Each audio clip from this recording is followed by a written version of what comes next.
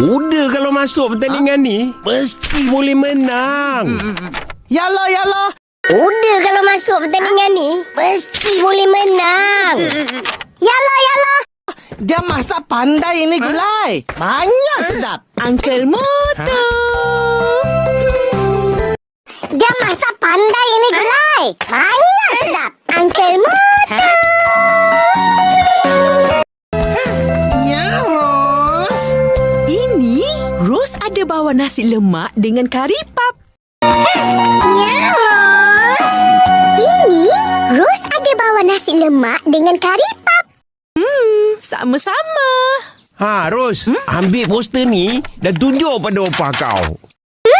Sama-sama. Ros, ambil poster ni dan tunjuk pada opah kau. Poster apa pula ni, Tok? Kau suruh opah masuk pertandingan tu. Poster apa pula ni, Tok? Kau suruh opah masuk pertandingan tu. Opah mana nak masuk pertandingan semua ni?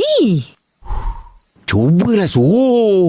Opah mana nak masuk pertandingan semua ni? Cubalah suruh.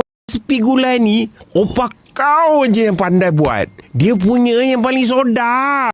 Sepi gulai ni, opah kau je yang pandai buat. Dia punya yang paling sedap. Ada tandingan. Betul. Kalau opah kau masuk, mesti menang. Ada tandingan. Betul. Kalau opah kau masuk, mesti menang. Wah, lumayannya.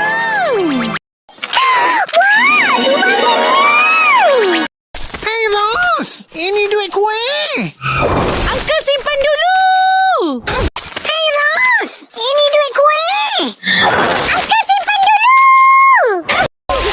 Opah mana? Ada nampak? Yish. Opah mana? Ada nampak? Yish.